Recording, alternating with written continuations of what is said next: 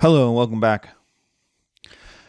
My name is Dr. Christopher Gennari, and this is Great Big History Podcast. And in this episode, a specially requested episode, an episode that I have updated from an old lecture series,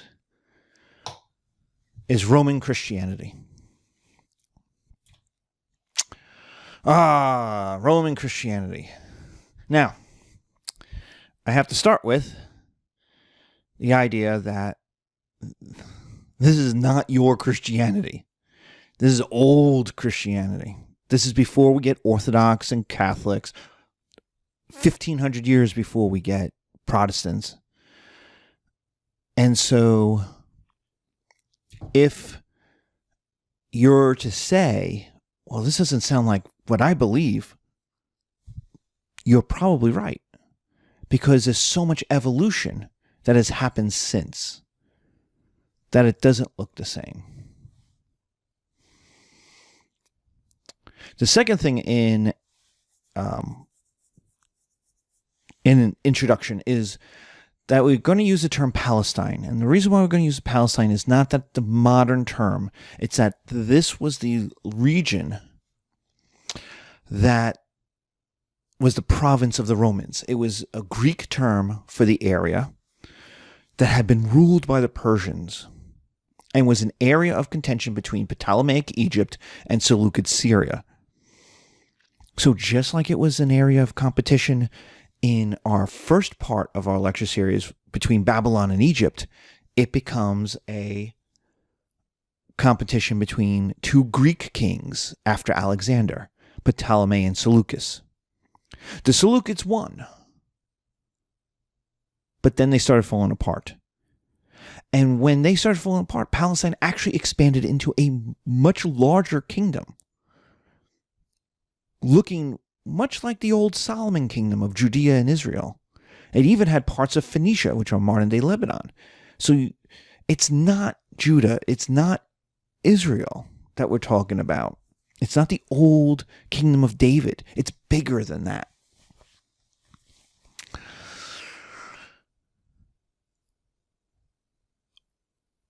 All of this fighting eventually brought in the Romans.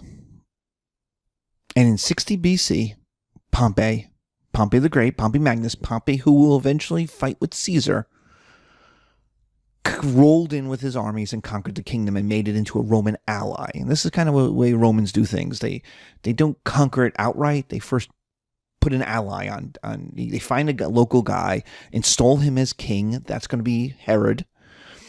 And then say, okay, you run it, and we're going to leave. Now, inevitably, and this happens in Asia, this happens in Asia Minor, this happens all over the place, is that those allies eventually get into trouble. And so the Romans have to roll back in and take it over.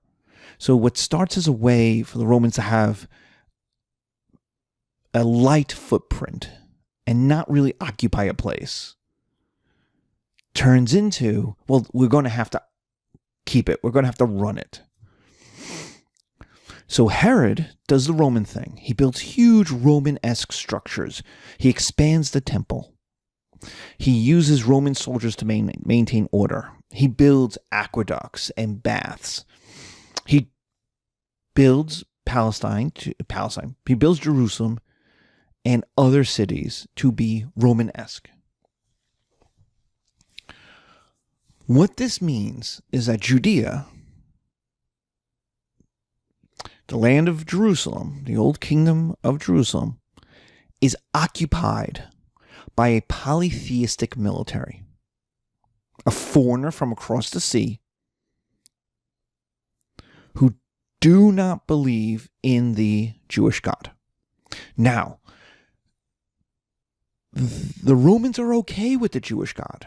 They think it's weird because, they're people, just like the Babylonians, just like the Egyptians, they're people who have many gods. And so having one God doesn't make a lot of sense to them, especially since the Judeans keep losing.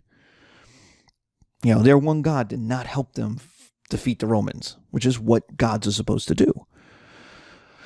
But this God is also very old, and the Romans were conservatives, and they respected old stuff.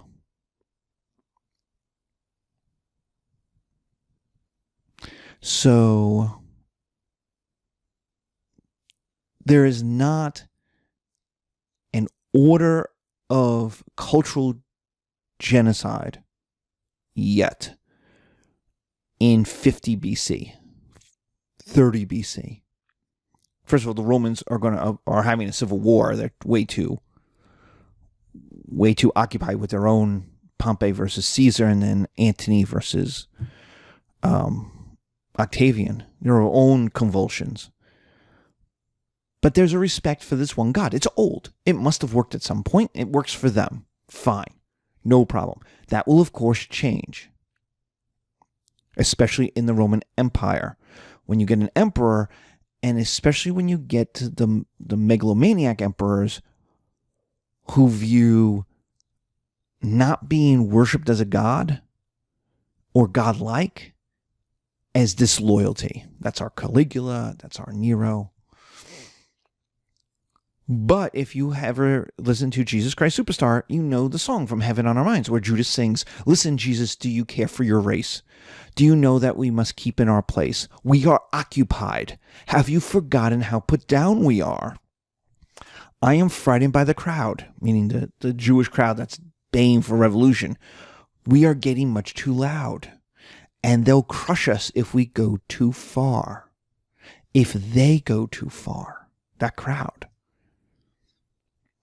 Now, that is making reference, since we know the history and since the writers of Jesus Christ Superstar know what's going to happen, and presumably Jesus knows what's going to happen, is that in 70 AD, Jerusalem is going to rise in revolt and be crushed. In fact, we have Josephus, the Jewish Roman governor, writer, sees the revolution coming. He sees the revolt coming. He says, don't do it. As I think we talked about in one of our Roman sections. Don't do it. To you, the war is play. To the Romans, training is a bloodless battle. And a battle is a bloody training. You are going to lose. Josephus was right. But this is the world we're talking about, where Christianity is going to, what Jesus is going to be born into, where Christianity is going to grow into. So Jesus, we have to start with Jesus. Now that we've got kind of the world, we got a Roman ally, Herod, in charge, using a Roman military mercenaries to maintain order. We have to talk about Jesus. Now, the first thing about Jesus is he's not a Christian. And this, when I was like in CCD, blew my mind. But it's true. He's not a Christian. He is a Jewish social reformer. He's not a revolutionary. He's got some famous phrases where he's like, give unto God what is God, give unto Caesar's what is Caesar's. Don't revolt. That's very clearly like, you can separate your personal beliefs and your political ones. It's okay. Don't revolt. But he's very clearly talking to other Jews. He's a Jewish person talking to other Jewish people about how to live. So he fits right into the tradition of apocalyptic prophets. And we know them well from our Old Testament. Jeremiah, Isaiah, Ezekiel, and Elijah, all of these prophets who are like, get your act together. If you don't, there's going to be trouble. And so Jesus is talking about the end of the world coming. And he's talking about it coming soon. Not in his lifetime, but within people who are alive lifetime. So within the next 100 years. And if you want evidence that he's right, because people will go, oh, well, that's stupid, the world keeps going. But that's 70 AD. In 66, there is a revolt. Remember, Jesus is crucified, died, buried, resurrected around 30 to 35 AD. In 66 AD, the Jewish revolt begins. And despite a little bit of success in the beginning, 4 Roman legions will roll in and eventually obliterate the place. They'll capture the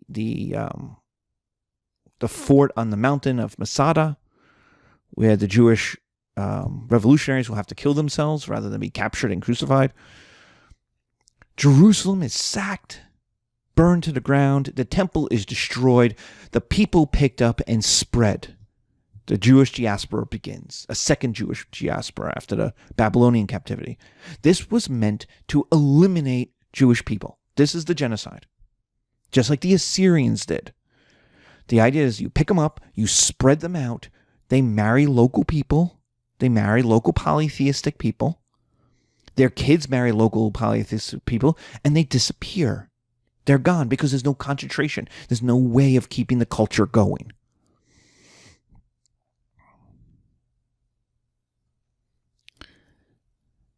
So if you want to see an apocalypse, that's 70 AD. It is the complete destruction of Jewish life in Palestine, Judah, Israel. And so what his message is the end of the world is coming. So salvation is the purpose of life, which is going to blow people's minds because that's not the purpose in Jewish life. That's not, nowhere in the Old Testament is there an obsession with salvation, of what happens to your soul after you die. No, the Jewish tradition is very Mesopotamian, as we talked about in our first class, in our first part. It looks like Homer. It's you sleep, you go to a dark place, you wait for the end of times to come and the final judgment.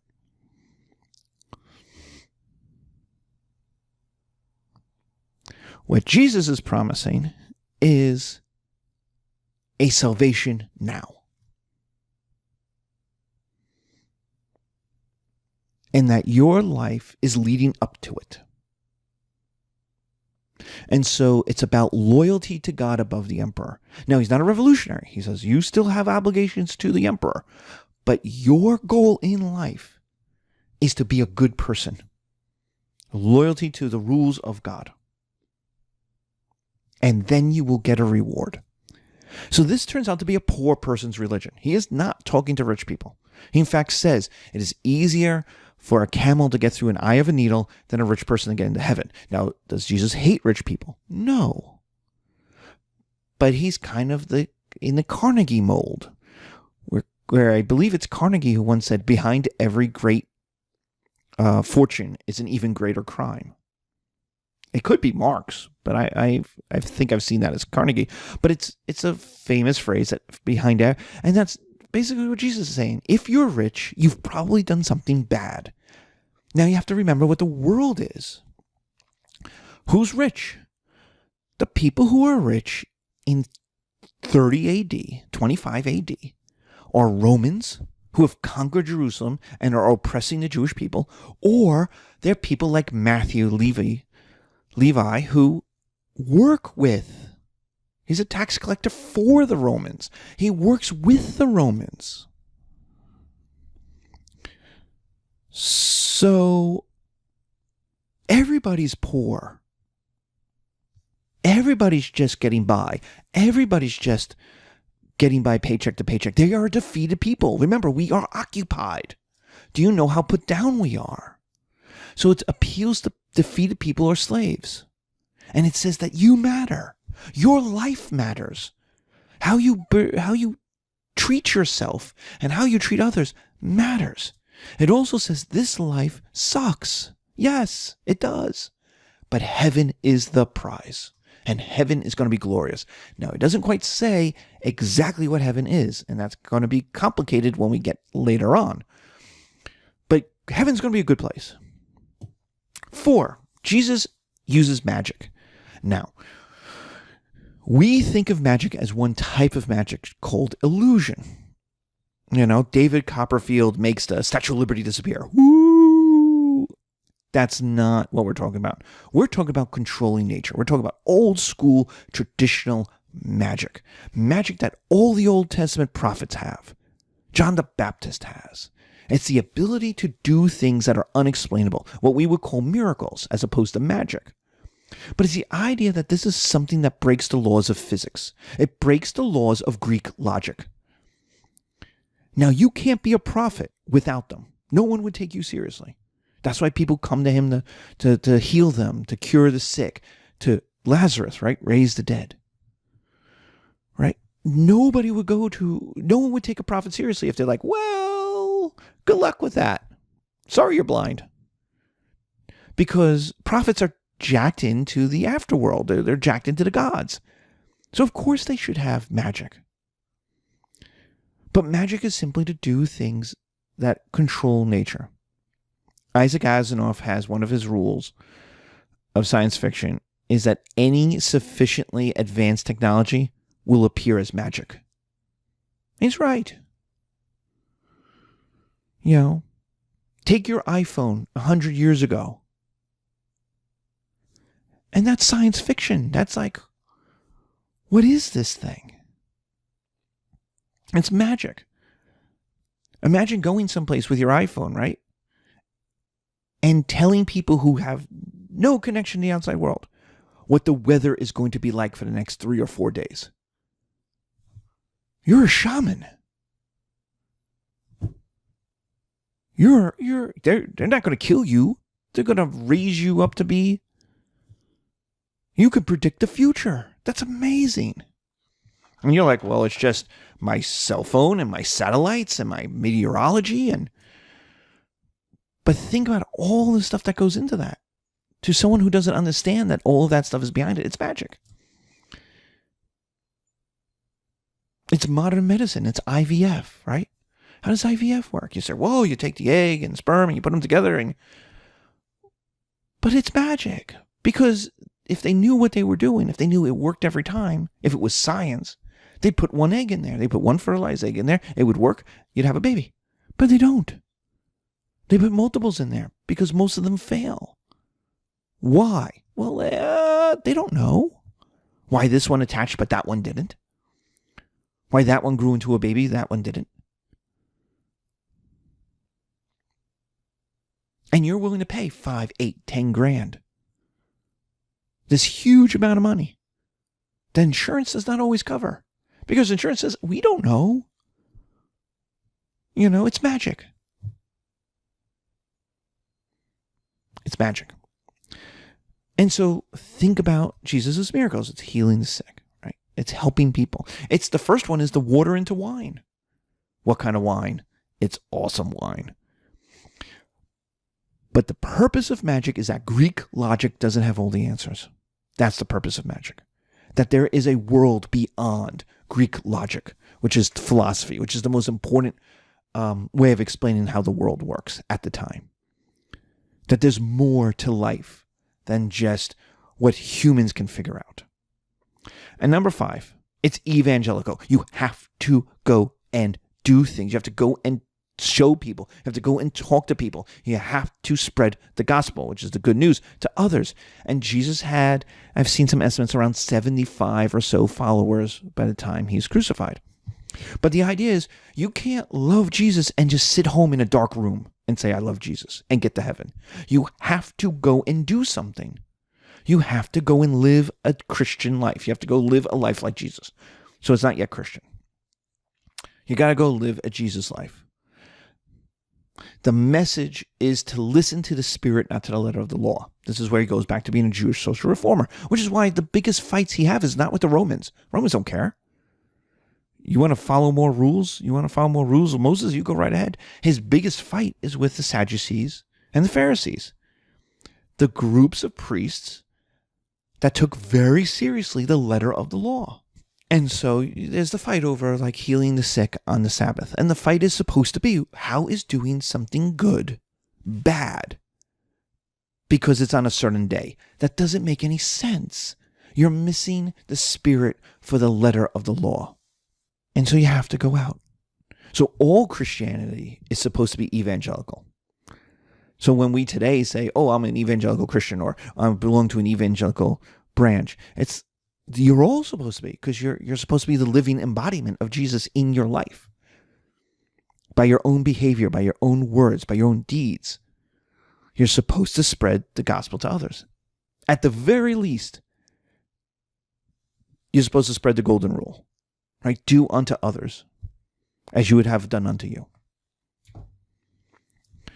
So generation 1 of Christianity is essentially Jews for Jesus. All the 12 apostles are Jews. All of his disciples are Jews. It's a Jewish sect. And it's one of many that are out there.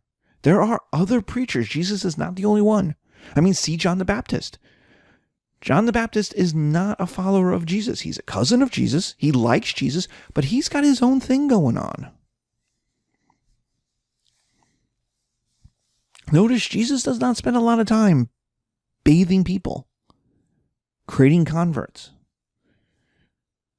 He tells the apostles, come walk with me. Let's go.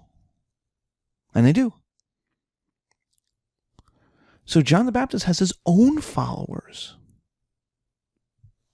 his own sect of people who think he's a prophet. And what they do, what this generation 1 of Christianity does, is argue the prophetic tradition of a pure religious life. They're talking to fellow Jews throughout the diaspora, because Jews are not only in Palestine, they are in Greece, they are in Asia Minor. They have spread throughout the Roman Empire, and so they go to these different communities. And the argument is, stop being Roman. Stop assimilating. Follow the teachings of Jesus. So it's evangelical, but it's mostly tied to the Jewish diaspora. It's not Roman nor Greek. So it's not going to be successful. The Romans or the Greeks are not going to read or read Hebrew, which the Jewish books are written in. They don't care. So you're only going to get a few converts. It is tied to Jewish traditions, especially diet. Can't eat pork, and circumcision. Men have to circumcise, have to cut the bippy off the bippy. So you're going to get few converts. Jesus is dead, quote unquote. So you lack a charismatic leader. So you get few converts, because you don't have a God. I mean, Peter's nice, but is he Jesus? No. And what about the other guys? Thomas, John, and James, and Matthew, and yeah, they're fine. But without Jesus, and we see this, right? We see this very early on in the Acts of the Apostles, is that after Jesus' death, even the 12 don't know what to do, and they kind of start to break apart. And then they go their own way. They never see each other again. Thomas goes off to Iran and then to India. So many of them never see each other again and only hear the stories that they've been martyred. And then there's the oral tradition. Jesus didn't write anything down. And so it lacks the Hebrew texts. It lacks the standardization. It lacks the built-in philosophy. So it changes. And you see this. You see this in the Gospels. How Jesus changes. Because Mark, Matthew, and Luke might be called the synoptic Gospels, where they say, oh, they're similar. But they're not. They're different Jesuses. Why are they different Jesuses? Why does Jesus do different things in them? They don't all have his childhood. Why? It's because it's an oral tradition of these followers telling the stories about Jesus. So it's, who are the followers? Who are they telling this to? And who eventually wrote it down are three different things for those three different books. And then there's John, which is a completely different book. And it's a completely different Jesus. Completely different. Now, we mush them together. We make a stew out of the Gospels. But they weren't when they were written. When they were written, there were four, I should say, distinct books. And there are other Gospels about Jesus. We call them the Gnostic Gospels. Or the Apocrypha. Different books that aren't in the traditional, that aren't in the accepted Orthodox tradition. And that's a problem because Jesus changes depending on who you're talking to. So the Gospel of Mark, Jesus is a Jewish rabbi. But the Gospel according to John, Jesus is God incarnate. He is glory unto heaven. You know? And so, how can that be the same person? And that's what the oral tradition does. It changes because of it's telephone, because of who's telling the story, who they're telling it to, how they hear it, and how eventually it gets written down. And then we have the problem that it gets edited once it gets written down because it's not standardized until you get metal type. We see this throughout the Middle Ages. The Gospels are constantly changed where, there's a word, it's like, that doesn't really make sense, or it doesn't really work for now, and they change it. Wills become shalls, or shalls become wills. And so it lacked the Hebrew texts. It lacked Plato. It lacked Aristotle. These written things that you can hand to somebody and say, read this. This is what we believe. It lacks a kind of standardization. And then Paul shows up. Paul is going to make Christianity. So he is a second generation Christian. He never meets Jesus. He's a young man or a boy when the first generation starts to be martyred. I think he holds the horses at St. Stephen's martyrdom, that type of thing. So he's a second generation Christian. He's also, and this is incredibly important, he's a Roman Jew. Unlike the other 12, unlike the other disciples, unlike the first generation, he's jacked into the Roman world. His father was a tent maker during a war between the Romans and the Persians. The emperor came through. He needed tents. He went to this guy. He went to Paul's father, said, I need tents. He said, fine. It's going to cost you X amount. And the Roman emperor says, I don't have X amount. Remember, everything is in cash. There's not a lot of credit. So he says, how about I pay you Y, plus I give you and your ancestors Roman citizenship? Well, he takes that because Roman citizenship is worth its weight in gold. Roman citizenship is awesome. It means you're a Roman. It means your kids will be Romans. It means you're jacked into the Roman world in a way the occupied, defeated Jews aren't. So of course you would take that. Yes. And then you put out a sign, the tent maker for the Roman emperor.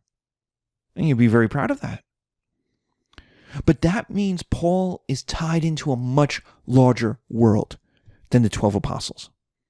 And he's able to combine Christianity with Roman culture. And the first thing he does with that is separates Judaism from Christianity. He separates what Christians believe from their Jewish past. And this is a big fight. This is a big fight between him and the other apostles, between him and Peter especially. Who is the audience for Jesus? They're not getting a lot of converts among the Jews. And it's Paul who says, let's talk to the Romans. Let's talk to Roman citizens. Let's talk to the Greeks. Well, to convert anybody, to get anybody, and we'll talk about conversion in a minute, but to get anybody, you got to get rid of the diet. If any of you are Italian, you're a pork-loving people. We got pepperoni on our pizza. We got pork, sausage, and peppers. We got meat sauce with our pasta. That's pork. We serve ham at Christmas. We are a pork-loving people. Well, it makes sense because, remember, pork is the original domesticated food. And so everybody ate pork. And so if you say, you get a crowd of Romans and Greeks together and you say, this is Jesus and he believes in the weak shall inherit the earth, and be kind to each other and you'll get into heaven. And people go, great, what do I have to do? Because remember, in polytheism, you have to sacrifice. There is a cost to being protected by these gods.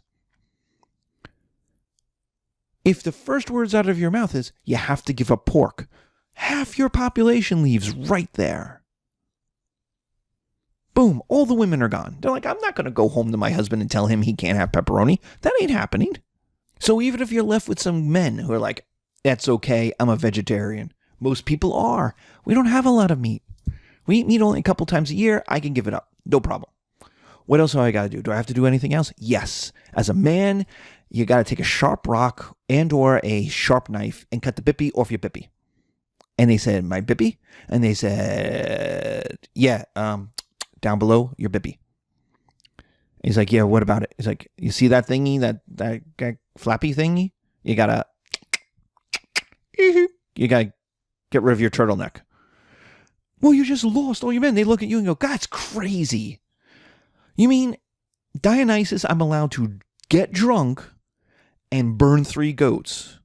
But for this God, I gotta cut the bippy off my bippy? You're insane. And you've just lost all your guys. You've lost your entire population. And so you can see Paul saying this and going, whoa, whoa, whoa, whoa, whoa. I was just kidding. That is crazy. You're right.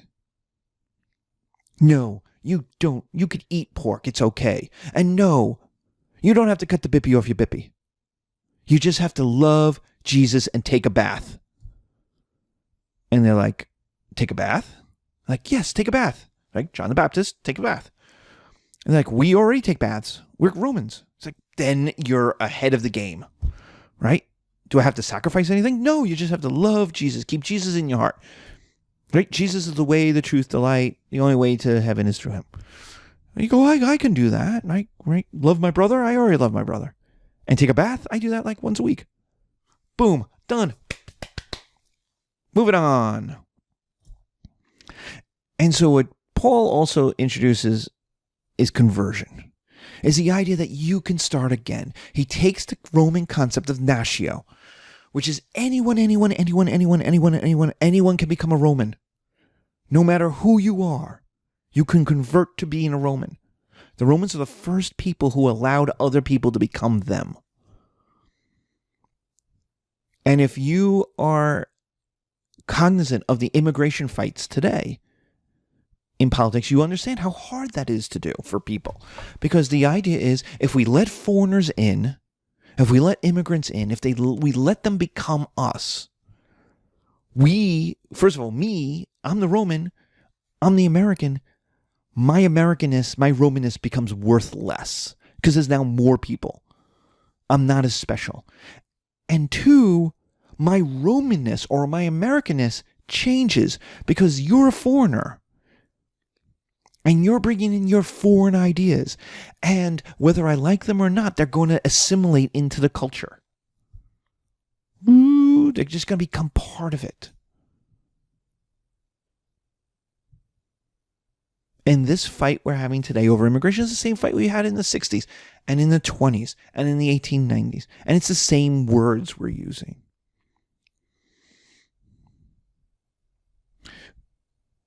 The Romans disliked Gauls becoming Roman in the same way white Americans disliked my Italian ancestors from becoming American and then becoming white.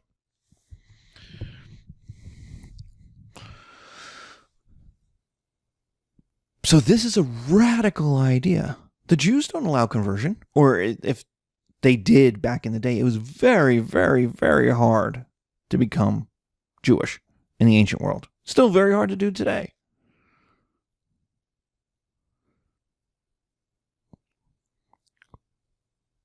But Paul makes it easy to become a Christian. So Christianity opens up to non-Jews, which means Christianity has to change. It becomes less, Jewish. So it expands, but it also changes. See Paul's letters. There's constantly letters going back to Paul going, how are we supposed to behave? Is this how we're supposed to behave? Are we supposed to behave Roman? Are we supposed to behave Jewish? Are we supposed to do something new? Like, we got questions. And Paul is responding with kind of like a chef. He's like, you take a little bit of this, a little bit of that, because he can't deny Jesus' Jewishness.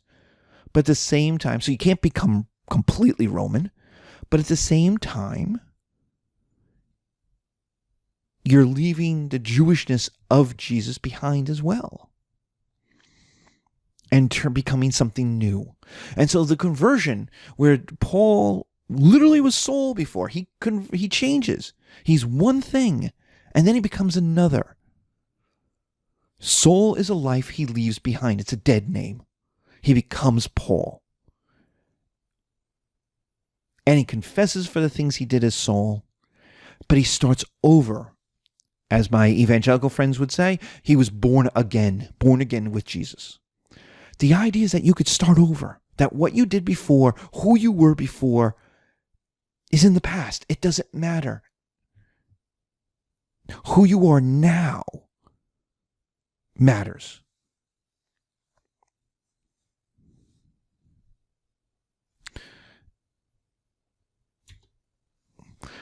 And so Christianity becomes successful. If tied to cities, as it spreads, it becomes a political problem of loyalty. Whereas polytheists can add the Roman emperor to their list of gods that they say prayers to, or they sacrifice to. Christians are like, no. There's one God. It's Jehovah. And then we're going to get complicated and have Jesus be God as well as the Holy Ghost, and then you have the Greek Trinity, but we got to get there. We're never going to really discuss it, but that's in the earliest days. We're not quite there yet. We have to. That's going to be a problem later. So what we get is persecution. Roman emperors start looking at Christians and going, "You're a problem. So if you're going to be a problem, if you're going to cause disruptions, we're going to have to do something to you. We're going to have to make a symbol out of you." So they confiscate their property, they arrest them, they torture them, they execute them, they make sport out of them, throw them into gladiatorial events. This is the famous lions. The idea is that these create the martyrs. Now, in early Christianity, the martyrs are incredibly important to early Christians because they look at it as, oh my God, look at the bravery of the martyrs. They are sacrificing their lives for Jesus. They are showing these people, and in the crowd are going to be people who go, oh my God, look at the bravery of these martyrs. I want to be a Christian too. It seems that didn't happen. The Christians write that it happened. They believe that it happened. They wanted it to happen. Historically, it doesn't seem that the martyrdom had much of an effect galvanizing people. You don't see huge upticks in Christianity in places that have huge persecutions. So there might be a few. We don't want to say this in history. We never say never. So there's probably a few converts. But what it really does is it puts steel in the spine of the belief system. Peter is executed. Paul is executed by Nero. People are thrown to the lions. And what it does, it says, if Peter could do it, I can do it. If Paul could do it, I can do it. If the martyrs can be set threat to the lions, then what they believed mattered. They wouldn't want to get rid of us if it didn't matter. And so it made, more than converting new people, it made the people who believed stronger in their beliefs. But there's a problem. And that problem is the belief systems can't compete with Greek philosophy. It can't. Christianity cannot explain how the world works better than Greek philosophy. And so you're always getting into fights with Greeks, with Romans, with Greeks, with educated people who are like, this thing sounds stupid. Like Aristotle and Plato give us an existence. What do you got? Well, we have heaven. Where? How? What is it like? Well, we don't actually know. Jesus just said it was cool. Okay, good for you. Like, in early Christianity, there's not a worldview. Remember, Jesus doesn't need one. He's Jewish. He's got the Jewish worldview. He's got the prophet worldview. But Christianity, if it's going to convert new peoples, needs a worldview. It needs a way of explaining how the world works. And it doesn't in the early days. And that gives us St. Augustine. St. Augustine around 400 AD. So he's our first major Christian philosopher. Now, there are other Christian philosophers who come earlier, and there's like Origen, but it's St. Augustine that is going to be the bomb. Boom. He's the one we still teach in ordinary college classes. You know, you might, in your great book series, you might read a piece of Confessions and or City of God. Why is St. Augustine important? Well, he combines Christianity with Plato and Aristotle. He bridges the gap. Oh, you all believe in Plato and Aristotle? That's great. Christianity doesn't challenge that. Christianity works with that. So, St. Augustine is famous for 2 books. The first is Confessions, which is where he does the idea that anyone can become a Christian. It's the idea that you can start over. But it also says, I was a sinner, but I can become better. I can change. I can look at myself and say, what do I do wrong? And then change those things. This is the foundation. Confessions is the foundation of every anonymous program. Alcoholics Anonymous, right? First is, I don't have control. And second is, I give over control to a higher being. Well, for St. Augustine, that's the Christian God. That's Jehovah. Jehovah, Jehovah, which is the Latin way of saying Yahweh. So it's the idea that you could start over. And now here is where the philosophy comes in. In monotheism, as we talked about, monotheism has a problem because you have to explain, why do bad things happen to good people? If God is all powerful and God is awesome and God loves you, why did your child get leukemia at the age of 3? Not why did you have a car accident or why did someone be mean to you? Like, even though God could prevent those things, there's the idea of free will. But what about those things that are outside of free will, that are still evil that happen to good people? And I can't think of anything more evil than childhood cancer. Anything.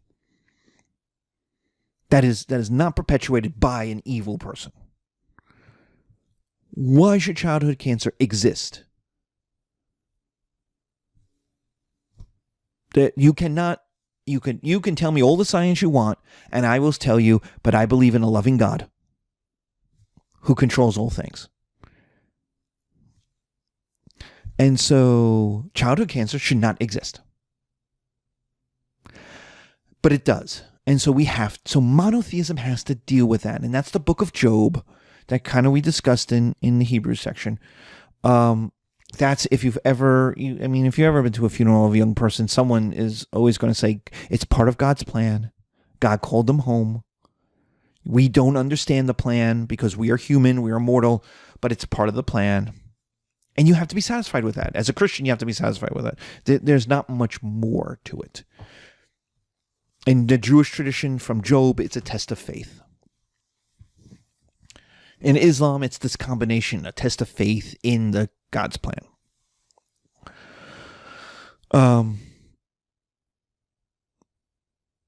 What Augustine does in Confessions is turn it on its head and go, why do good people do bad things? Like, he's got the answer for why bad things happen to good people, right? It's part of God's plan. But now he's got to reverse that. Why do good people? You're a good person. Why are you cheating on your wife? Why are you beating your kids? Why are you doing bad things? Why are you cheating on your taxes? Why? Why do good people do bad things? And his answer is actually very Freudian. It's funny that 2,000 years later we get Freud, who will kind of explain the pleasure principle, and it's the idea that it feels good. He says it in Confessions. I liked the way I was acting. It wasn't satisfying, but it felt good at the time. I had a mistress, and I liked it. I stole some peaches, and I liked it. It felt good to get away with this stuff. Sin feels good. And it's very Freudian, because you ask, why would you do something? And Freud will tell you, well, it must feel good. If it didn't feel good, you wouldn't do it. Augustine will tell you that sin is temporary. The good feeling of sin is temporary. You smoke drugs, eventually the drugs wear off. You get drunk, you get a hangover, right? The sex ends, right? The affair ends.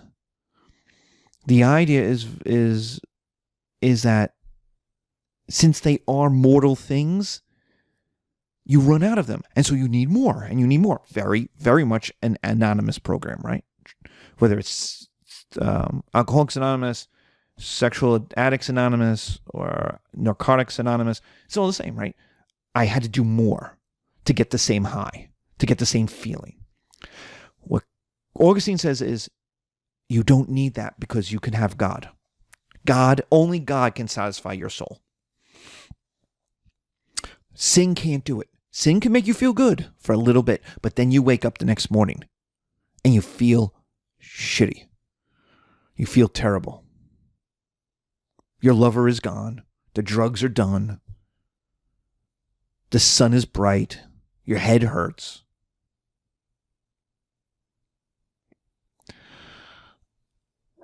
God can satisfy your soul. God can fill you up. Why? Because God is infinite.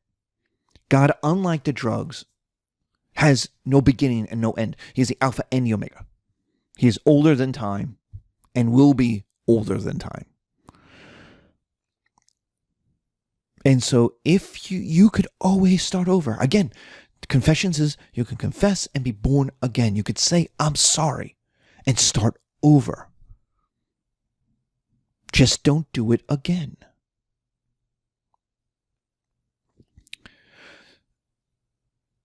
And so this is a book for people. It's personal behavior philosophy. And it's a confession. It says, I did bad things. You do bad things. We're in this together. But look at me now. Then there's City of God. City of God is written as the Roman Empire is collapsing. And people come to him and go, St. Augustine, the Vandals are in North Africa. The Visigoths have sacked Rome. What do we do? What do we do? Do we fight for Rome? What? I don't know. What do we do? And he says, don't worry about it. Heaven is the goal. Jesus is very clear on this. If this is the end of the world, and it certainly looked like the end of the world, don't worry about it. Heaven is your goal. Just be a good person. And the people said, look, Augustine, I have read my Gospels. I have read my letters. It's 400. I got the new book called the Bible. I've read it. It doesn't have anything about heaven in it. It says heaven exists. It says heaven's great. But what is it like? It says it's going to be fun. Is it just me hanging out with Jesus all day in a chair? Like staring at each other? I'm sure that's great. But there's no description. What is it like? And he goes, well, have you read your Plato? And they go, of course. Augustine, we're Romans. Of course we've read our Plato. I went to school. I took Plato 101, Plato 102, and Plato 202. I've taken the classes. I know what Plato says. He says, out there, somewhere where you cannot go, there's a place where everything is perfect, that you cannot taste, touch, or examine. But everything there is perfect, and it exists forever. And Augustine looks at them and goes, that's heaven. That's heaven. And like, how do you know? It's like, because Plato told us. Because Jesus told us. What is heaven? Heaven is a perfect Rome, run by a perfect emperor. How do you know?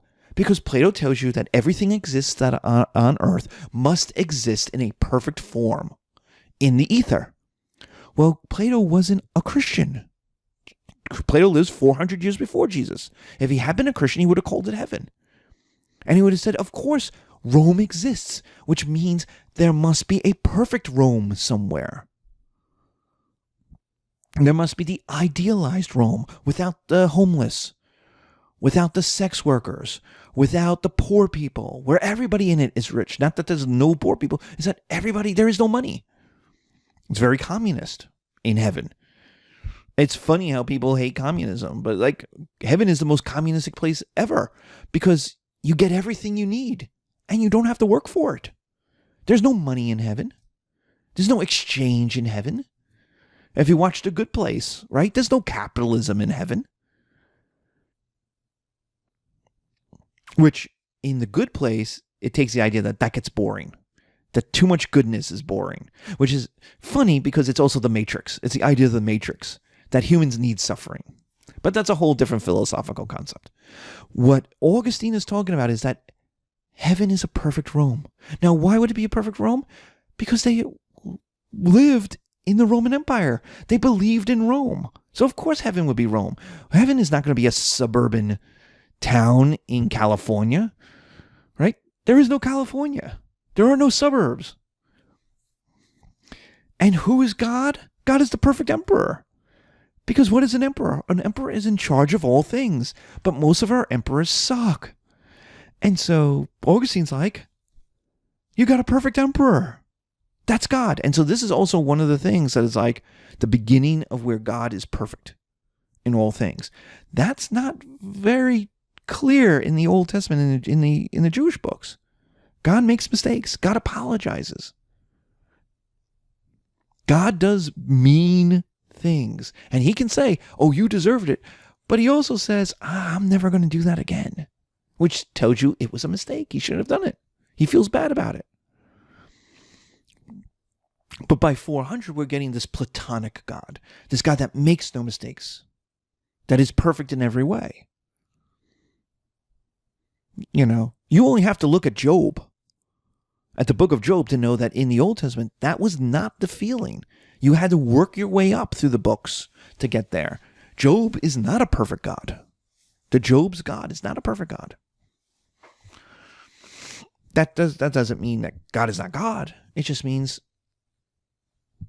and I like this idea, and it might be a minority idea, but it's if you read these books, that Yahweh changes. He changes. In some ways, he becomes more human. Or the humans, his relationship to humans change him. Which I think is inspiring. Rather than this granite, unchanging, inflappable, perfect God that you can't relate to. You get, like, I like that Jesus is a man. So I subscribe to the philosophy, and I know it's a minority philosophy, but I subscribe to the philosophy that Jesus was married. And I'm fine with it being Mary Magdalene.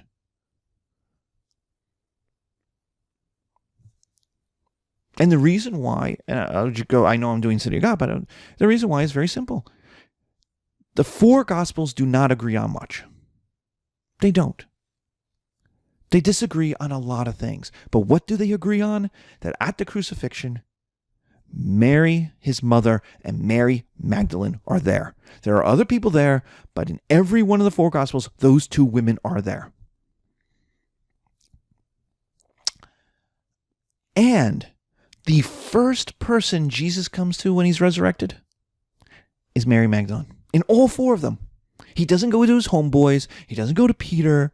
He doesn't go and find Judas. No. He goes to Mary Magdalene.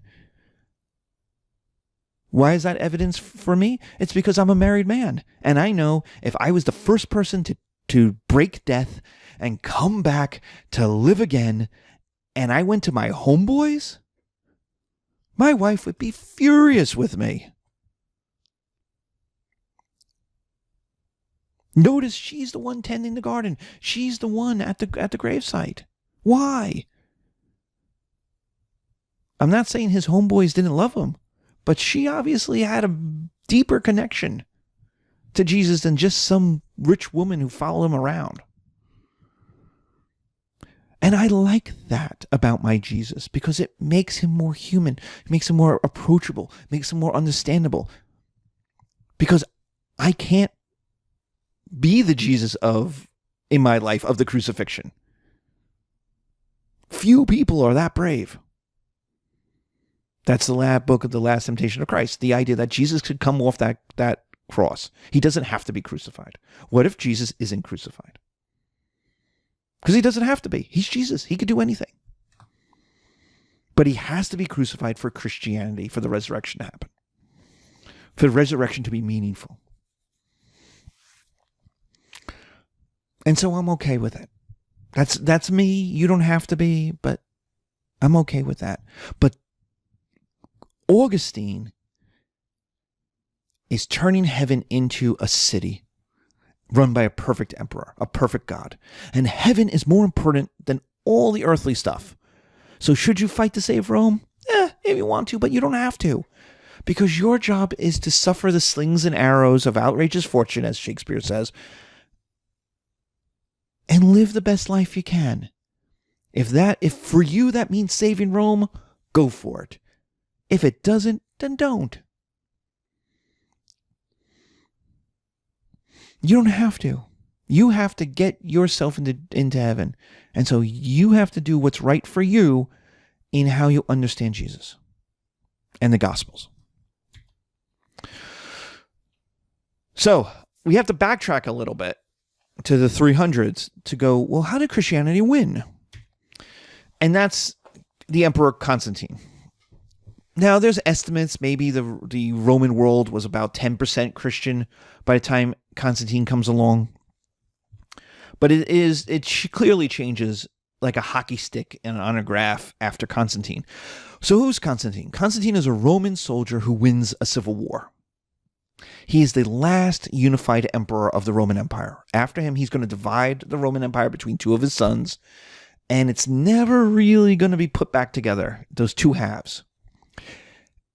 There's going to be an east, and that east is going to be based in a city that we're going to talk about, and then it's going to be the west in Rome. And that west is looking at Germany, going, there's problems up there, while the east is looking at Persia, going, there's problems out there. So the Roman Empire is kind of being split in two directions because it's got problems. At the Battle of the Milvian Bridge, the battle that's going to win Constantine his civil war and make him emperor of a unified Rome, Jesus comes to him in a dream and says, fight for me. And so what he does is he has his soldiers put the chi in the row, the P and the X, on their shields. Chi-rho is Jesus Christ. They win. They win the battle. And thus proving that this Jewish prophet Christian God thing, which Constantine doesn't really understand at the beginning, whatever it is, it's powerful. Jesus is powerful, and so you can't disrespect Jesus anymore. So probably feeding his followers to the lions is probably bad. So in 313, he publishes the Edict of Milan, which legalizes Christianity as one religion among many. It doesn't make it the official religion. It doesn't even make him a Christian. It just legalizes Christianity. It says no more persecutions of Christians. They're an accepted religion, along with Judaism, along with Zeus, and along with Jupiter. And so, boom, it's now legal. So now you could do it in public. You could open up churches. And then the big thing happens. Constantine doesn't like Rome.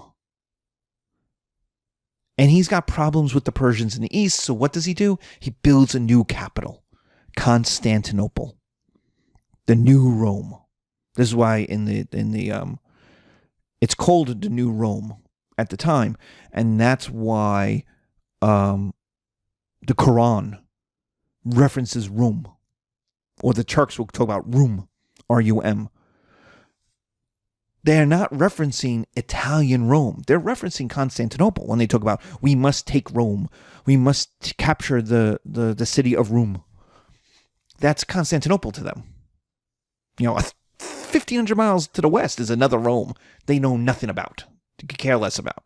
To them, Rome is Constantinople. It was called the New Rome. It's the second capital. It's in the east. It's where Europe and Asia meet. It's today Istanbul. And it's going to be a Christian capital, which means they're going to pour money. Constantine is going to pour money into building churches, building libraries, building schools where people can learn to be priests, seminaries, which means jobs, which means support.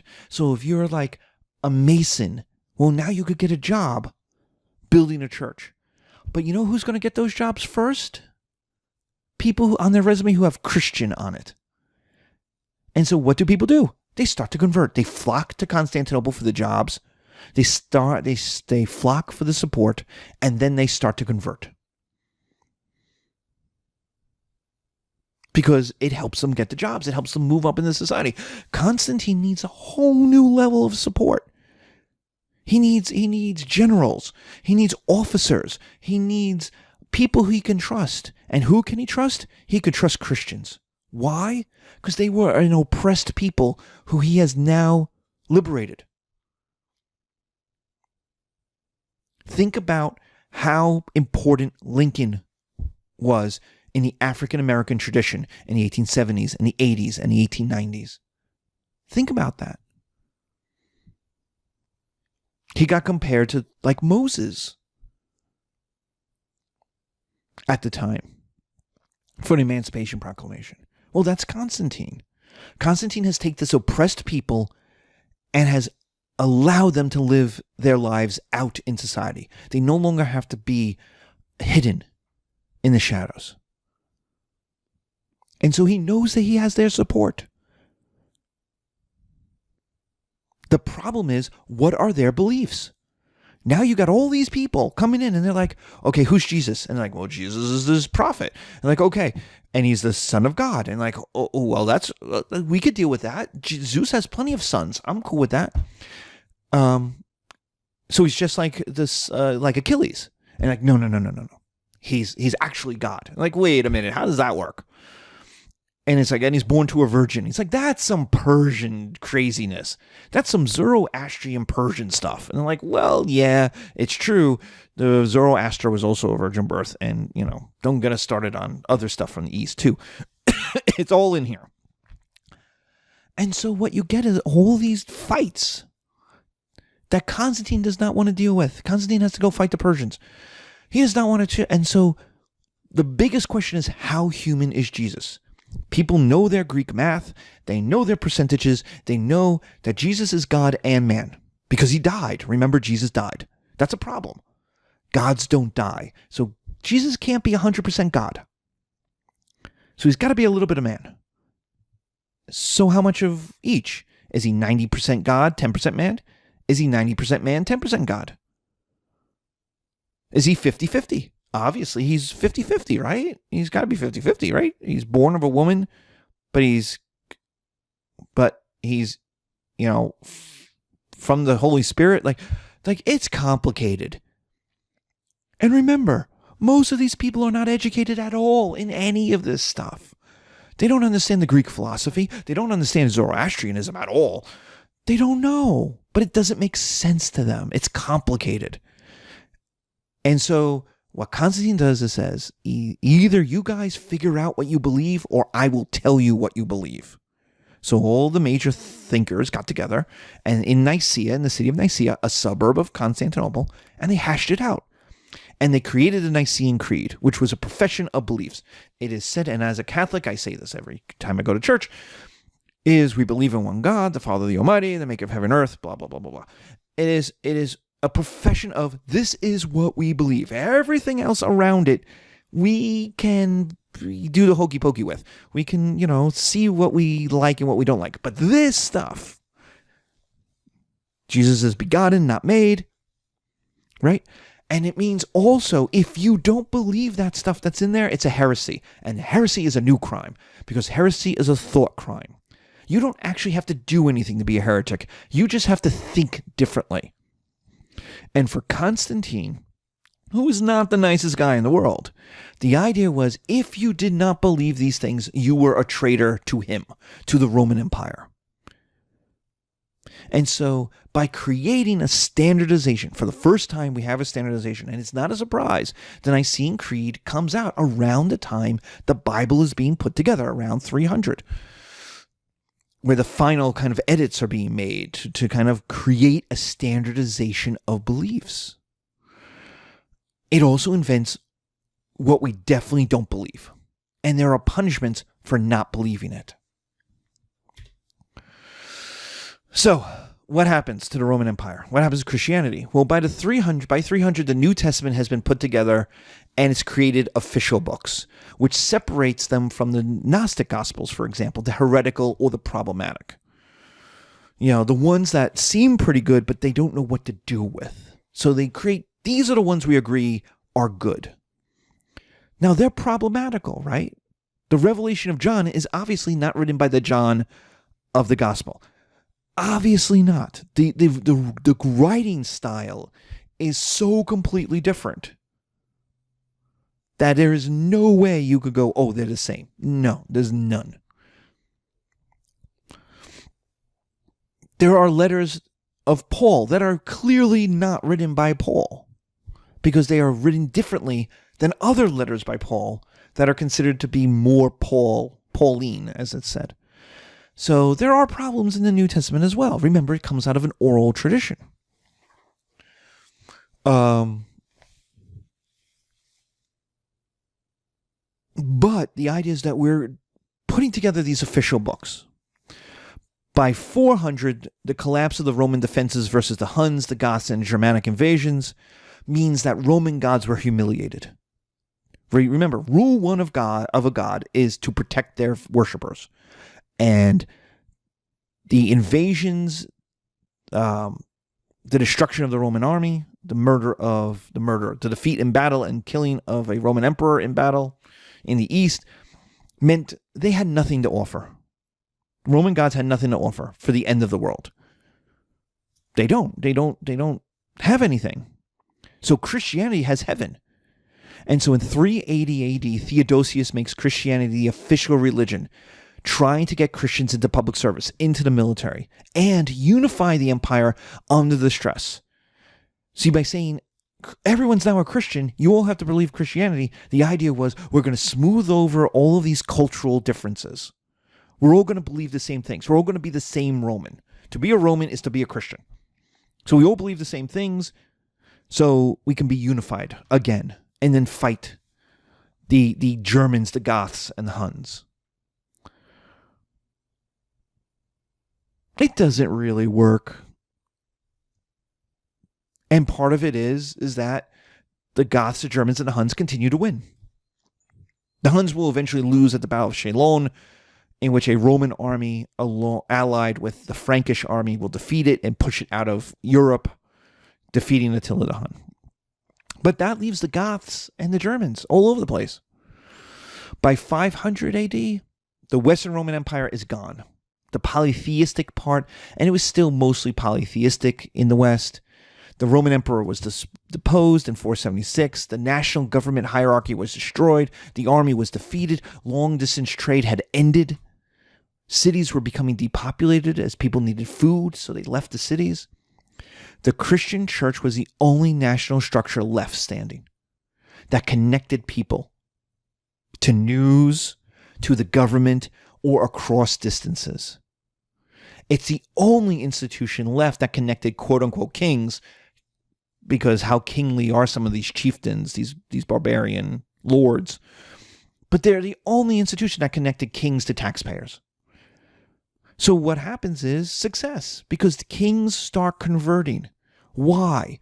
Because they convert from polytheism in order to get access to the network of the Christian church, which will, in the West, become slowly the Catholic Church. In the East, it becomes the Orthodox Church.